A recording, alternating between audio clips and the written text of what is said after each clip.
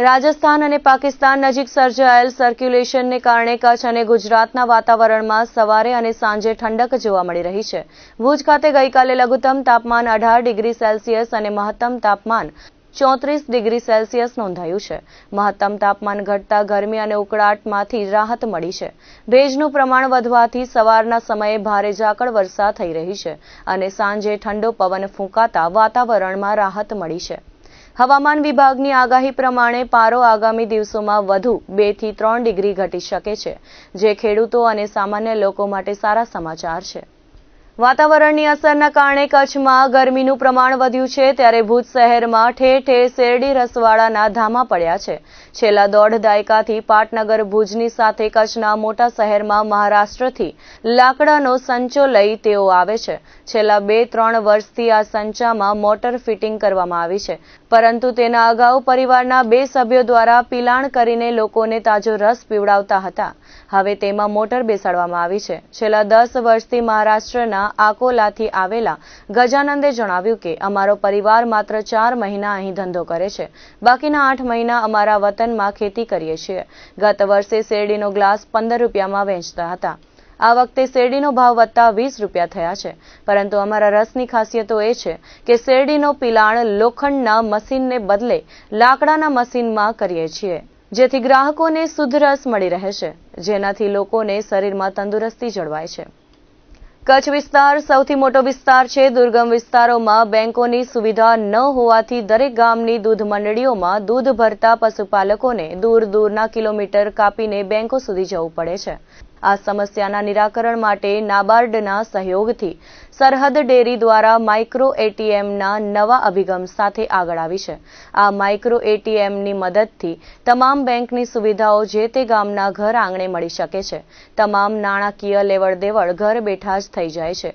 દૂધ મંડળીના સંચાલકો આ નવનમિત ટેકનોલોજી અપનાવે તેમજ સુગમતા સાથે પશુપાલકોને સગવડ મળી રહે તે માટે તેઓને તાલીમ આપવામાં આવી હતી, જેમાં national institute of cooperative management અને નાબાર્ડ તેમજ સરહદ ડેરી આયોજિત 1 દિવસીય વર્કશોપનું ઉદ્ઘાટન કરાયું હતું। કાર્યક્રમની શરૂઆતમાં શાબ્દિક સ્વાગત કરવામાં આવ્યું હતું અને આ પ્રસંગે સરહદ ડેરીના ચેરમેન વલમજી હુંબલે જણાવ્યું હતું કે તમામ પશુપાલકોને હિતને ધ્યાનમાં રાખીને મંડળીના કાર્યકરો, હોદ્દેદારો તેમજ સંચાલકો માઇક્રો એટીએમનો બહોળા પ્રમાણમાં ઉપયોગ કરે તે માટે આહવાન કર્યું હતું। આ સાથે દૂધ મંડળીમાં દૂધ જમા કરાવનાર સભ્યોને દર અઠવાડિયે રોકડ લેવા દૂર જવું પડતું નથી। ગામમાંથી જ નાણાં મળી રહે છે, તેમજ છેવાડાના ગામ સુધી ડિજિટલ બેન્કિંગનો લાભ મળે છે। કેડીસીસી બેંકના ચેરમેન દેવરાજ ગઢવી દ્વારા ટૂંક સમયમાં બેંકની સુવિધાઓ ઉપલબ્ધ કરાવવાની ખાતરી આપી હતી। તાલીમના અંતે તાલીમાર્થીઓને તાલીમ પૂર્ણ કર્યાના પ્રમાણપત્ર પણ આપવામાં આવ્યા હતા અને તાલીમાર્થીઓને મૂંઝવતા પ્રશ્નોનું નિરાકરણ કરવામાં આવ્યું હતું। દર વર્ષની જેમ આ વર્ષે રામનવમીના દિવસે અંજાર શહેરમાં અલગ અલગ થીમો તૈયાર કરાઈ છે। રથયાત્રાના માધ્યમથી લોકો જનજાગૃતિના કાર્યક્રમો કરવામાં આવશે, જેથી તડામાર તૈયારીઓની ધમધમાટ જોવા મળી રહ્યો છે। 41મી રથયાત્રા ગુજરાતમાં નીકળનારી બીજા નંબરની સૌથી મોટી રથયાત્રા છે। તેના આયોજન માટે શહેરના સવાશેર નાકે આવેલા રામ ઘનશ્યામ જન્મોત્સવ ટ્રસ્ટ દ્વારા કાર્યાલય ઊભું કરવામાં આવ્યું છે, જેમાં અલગ અલગ થીમો બનાવી રથયાત્રાના માધ્યમથી લોકજાગૃતિ કરવામાં આવે છે। આ વર્ષે ભગવાન રામના આદર્શોમાંથી 5 કર્તવ્યરૂપી થીમ છે, જેમાં પર્યાવરણ, સ્વદેશી, પરિવાર ભાવના, રાષ્ટ્ર પ્રત્યે કર્તવ્ય અને સમરસતાની બનાવવામાં આવી છે। રામ ઘનશ્યામ ટ્રસ્ટ દ્વારા સવાશેર નાકે સચ્ચિદાનંદ મંદિરના મહંત ત્રિકમદાસજી મહારાજ, રામ સખી મંદિરના મહંત કીર્તિદાસજી મહારાજ, ખીમજી દાદા માતંગ અને સ્વામિનારાયણ મંદિરના સંતો દેવ સ્વરૂપદાસજી અને કૃષ્ણ વિહારી દાસજીના હસ્તે કાર્યાલય ખુલ્લું મૂકવામાં આવ્યું હતું। આ વેળાએ અંજાર નગરપાલિકાના પ્રમુખ વૈભવ કોડરાણી, નિલેશ ગિરી ગોસ્વામી, પાર્થ સોરઠિયા ખાસ ઉપસ્થિત રહ્યા હતા। તમામ સમાજના લોકોને રથયાત્રામાં જોડાય અને તેમના આદર્શોમાંથી 5 પરિવર્તનનો સંકલ્પ લઈ રાષ્ટ્રને જાગૃત બનાવવા માટે ટ્રસ્ટના પ્રમુખ મેઘજી હિરાણી, મંત્રી બાબુ ગઢવી, ઉપપ્રમુખ ગણેશ આહિર, વિશાલ કારિયા, ભાવિક રાવલ, ભાવેશ પ્રજાપતિ, દેવજી કેરાઈ, પ્રભુલાલ સોની અને મોહન માલસતરે અપીલ કરી હતી। ભુજની માતૃશ્રી મેઘબાઈ પ્રેમજી જેઠા હોસ્પિટલ અને રિસર્ચ સેન્ટર લેવા પટેલ હોસ્પિટલ ખાતે નવા એમઆરઆઈ મશીનનો પ્રારંભ કરવામાં આવ્યો હતો, જેમાં ભુજ સ્વામિનારાયણ મંદિરના સંતો, મહંતોના હસ્તે પ્રારંભ કરાયો હતો। મૂળ માધાપરના સામજી દબાસિયા અને વિજયાબેને રિબિન કાપી ઉપકરણને કચ્છના દર્દીઓની સેવામાં લોકાર્પિત કર્યું હતું. સંસ્થાએ 7 કરોડ 5 લાખના ખર્ચે હાલ આ મશીન વસાવ્યું છે. કચ્છી લેવા પટેલ એજ્યુકેશન અને મેડિકલ ટ્રસ્ટ સંચાલિત આ હોસ્પિટલના કાર્યક્રમમાં પ્રમુખ ગોપાલ ગુરસિયા, લેવા પટેલ સમાજ પ્રમુખ વેલજી પિંડોરિયા, યુવા સંઘ પ્રમુખ doctor Dinesh Panchani, R Patel, RS Hirani, ચોવીસીના મંદિરો અને સમાજના પ્રમુખો, દાતાઓ વગેરે હાજર રહ્યા હતા. પ્રધાનમંત્રી ઉચ્ચ શિક્ષા અભિયાન હેઠળ ભુજની લાલન કોલેજ ખાતે પરિસંવાદનું આયોજન કરાયું હતું. સાહિત્ય અને સાંસ્કૃતિક અભ્યાસ અંતર્ગત આંતરવિદ્યા શાળાકીય અભિગમ વિષય પર 2 દિવસીય આંતરરાષ્ટ્રીય પરિસંવાદ યોજાયો હતો. સંશોધન અને શૈક્ષણિક સંવાદને પ્રોત્સાહન આપવાના ઉદ્દેશ્ય સાથે કાર્યક્રમ યોજાયો હતો, જેમાં 437થી વધુ રજીસ્ટ્રેશન થયા હતા અને 300 સંશોધન પત્રોને પસંદ કરવામાં આવ્યા હતા. કચ્છ યુનિવર્સિટીના કુલપતિ ડોક્ટર મોહન પટેલ મુખ્ય અતિથિ તરીકે ઉપસ્થિત રહ્યા હતા, જ્યારે અદાણી ગ્રુપના CSI અધ્યક્ષ પંક્તિબેન શાહ અતિથિ વિશેષ તરીકે હાજર રહ્યા હતા. મહેમાનોનું સ્વાગત લાલન કોલેજના પ્રિન્સિપાલ તેમજ પરિસંવાદના મુખ્ય સંયોજક દ્વારા કરવામાં આવ્યું હતું. કચ્છ યુનિવર્સિટીના કુલપતિ ડોક્ટર મોહન પટેલે ભાષાના મહત્વ પર પ્રકાશ પાડ્યો હતો, જ્યારે પંક્તિબેન શાહે શૈક્ષણિક કાર્યક્રમો માટે અભિનંદન પાઠવ્યા હતા. કચ્છના સાંસદ વિનોદ ચાવડાએ શુભેચ્છા પાઠવી હતી. પ્રથમ દિવસે 4 સત્રમાં કાર્યક્રમ યોજાયો હતો, જેમાં મુખ્ય વક્તવ્ય સત્રમાં સંસ્કૃત સાહિત્યના તજજ્ઞ અને હિન્દીના વિદ્વાન દ્વારા સાહિત્ય અને સંસ્કૃતના અંતર સંપર્ક પર ચર્ચા કરી હતી. ત્યારબાદ સંશોધન પત્ર રજૂ થયા હતા. આ પરિસંવાદ દ્વારા વિદ્યાર્થીઓ અને સંશોધકોને નવી દિશા મળી હતી. ભાષા સંસ્કૃતિનો વિચારવદ થાય તેવા મંતવ્યો પ્રગટ થયા હતા. RR લાલન કોલેજ ભુજ ખાતે કોલેજના જે ભાષા વિભાગો છે તેના દ્વારા આંતરરાષ્ટ્રીય કોન્ફરન્સનું આયોજન કરેલ છે, જે 2 દિવસ સુધી ચાલવાનું છે. જેમાં આજે સંસ્કૃત અને હિન્દી વિભાગના તજજ્ઞ લેક્ચર છે એનું આયોજન થનાર છે. તેમજ આ કોન્ફરન્સમાં કુલ 437 જેટલા પાર્ટિસિપન્ટ્સ ડેલિગેટ્સ છે એની નોંધણી થઈ છે, જેમના પેપર છે એનું પ્રેઝન્ટેશન બપોર પછીના સેશનમાં કોલેજ ઉપર જુદા જુદા 10 રૂમમાં ટેકનિકલ સેશન છે આજે ચાલવાના છે. તે જ રીતે કાલે ગુજરાતી વિભાગ અને ઇંગ્લિશ વિભાગના ટેકનિકલ સેશન છે અને કીનોટ સ્પીકર છે એમના વ્યાખ્યાન છે એ ચાલવાના છે, જેમાં ઇંગ્લિશનું વ્યાખ્યાન છે USA થી આપણે લાઈવ છે એ કોલેજ ઉપર થવાનું છે અને બપોર પછી આ કાર્યક્રમ છે એનું કાલે સમાપન થશે, જેમાં માન્ય કેશુભાઈ પટેલ છે આપણા વિધાનસભા મત વિસ્તારના ધારાસભ્ય છે તે ઉપસ્થિત રહેનાર છે. નખત્રાણા શહેર અને ગામડામાં ખુલ્લેઆમ દેશી વિદેશી દારૂનું વેચાણ થઈ રહ્યું છે, તેની સામે કડક કાર્યવાહી કરવા રાષ્ટ્રીય દલિત અધિકાર મંચ નખત્રાણા તાલુકા દ્વારા આવેદનપત્ર પાઠવાયું હતું. આવેદનપત્રમાં જણાવ્યા મુજબ નખત્રાણા તાલુકાના ગામડામાં તેમજ શહેરમાં ખુલ્લેઆમ દેશી વિદેશી દારૂનું વેચાણ થઈ રહ્યું છે, જેના કારણે અનેક લોકો આ વ્યસનમાં સપડાયા છે, જેમાં ખાસ યુવા વર્ગ છે. યુવાનો દ્વારા દારૂ પીને ઘરે ઝઘડા કરતા હોવાથી પરિવાર પર આફત પડી ગઈ છે.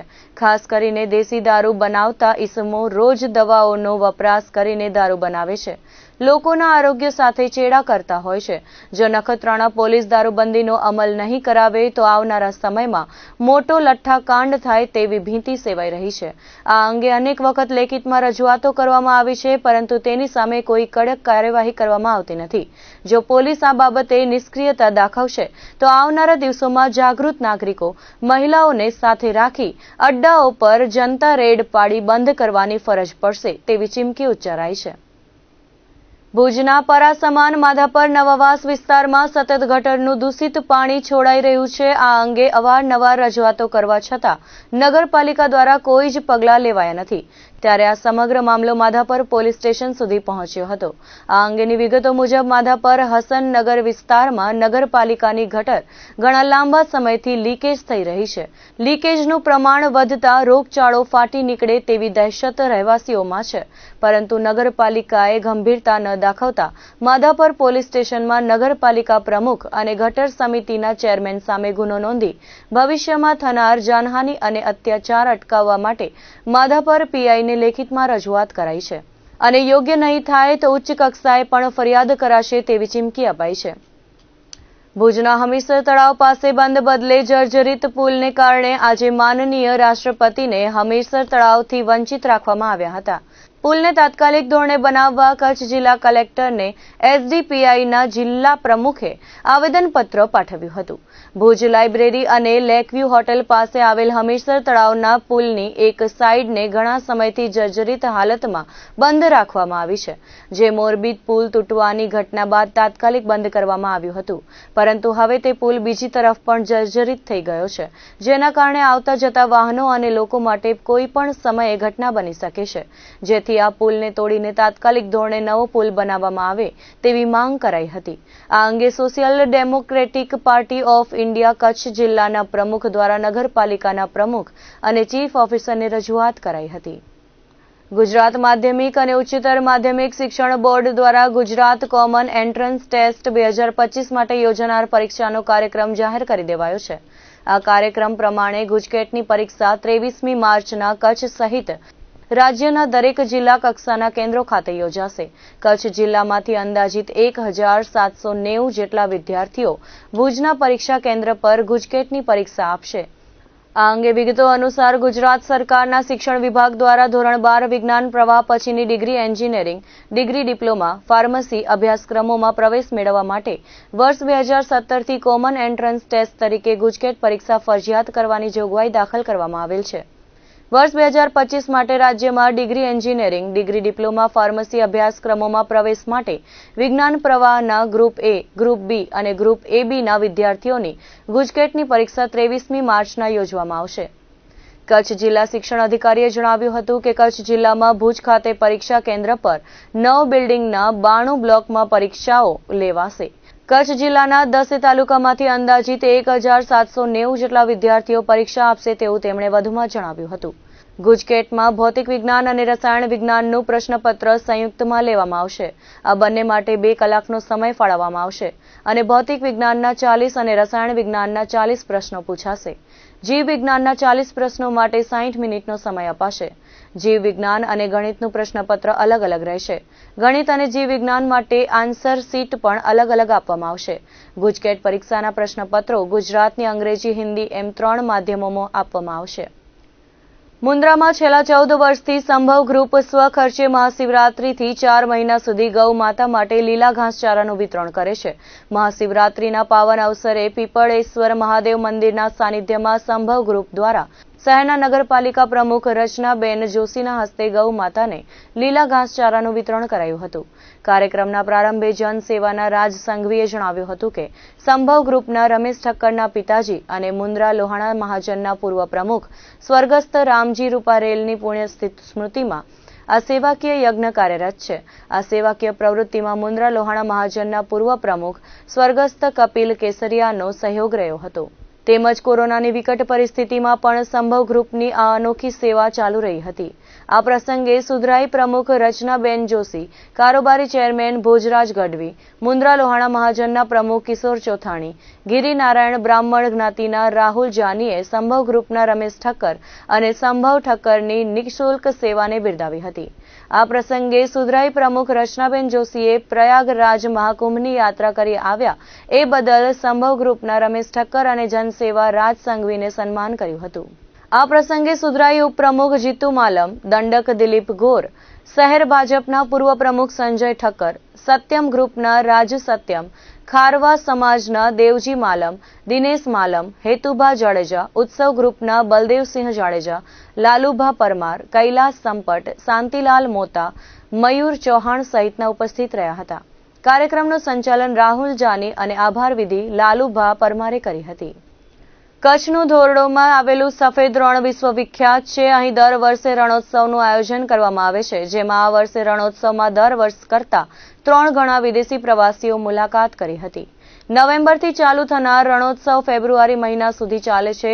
તેમાં દેશ વિદેશના પ્રવાસીઓ સફેદ રણને જોવા માટે ધોરડોની મુલાકાત અવશ્ય લે છે. આ અંગેની વિગતો આપતા પ્રાંત અધિકારી ડોક્ટર અનિલ જાદવે જણાવ્યું કે ચાલુ વર્ષે સફેદ રણની મુલાકાતમાં વિદેશી પ્રવાસીઓ 3 ગણા કચ્છમાં આવ્યા હતા. ગત વર્ષે 4 મહિનાનો આંકડો હતો ત્યારે ચાલુ વર્ષે તે આંકડામાં ખૂબ વધારો થયો છે. આ વખતે 4,52,85,820 રૂપિયાની આવક સરકારને થઈ છે. વિદેશી પ્રવાસીઓની સાથે દેશભરમાંથી પ્રવાસીઓ ધોરડોની મુલાકાત લીધી હતી. વડાપ્રધાન નરેન્દ્ર મોદી ધોરડો અંગેની માહિતી સોશિયલ મીડિયામાં આપ્યા બાદ પ્રવાસીઓના આંકડાનો ગ્રાફ વધતો ગયો છે. આ વખતે નોર્મલ કરતાં 3 ગણા વિદેશીઓએ આ વખતે આપણા સફેદ ધોરડો રણની મુલાકાત લીધી છે. ઓવરઓલ અત્યાર સુધીમાં આપણી જોડે 4,52,85,820 રૂપિયા જેટલો આપણને આવક થઈ છે. ગઈ વખત કરતાં પ્રવાસીઓ કરતાં આ વખતે ઘણો બધો ધસારો જોવા મળ્યો છે આપણને. ખાસ કરીને PM સાહેબની અપીલ પછી ઘણા બધા લોકો એ વિઝિટ લીધી છે. અત્યાર સુધીમાં જે 4 મહિનાનો આંકડો ગત વર્ષે હતો એ 3 મહિનામાં જ આ વખતે પૂરો થઈ ગયો હતો. એટલે હજી 1 મહિના સુધી પ્રવાસીઓ બીજા આવશે. એટલે આ વખતે રણનું આકર્ષણ વધારે છે અને પ્રવાસીઓનો ધસારો પણ એટલો જ જોવા મળે છે.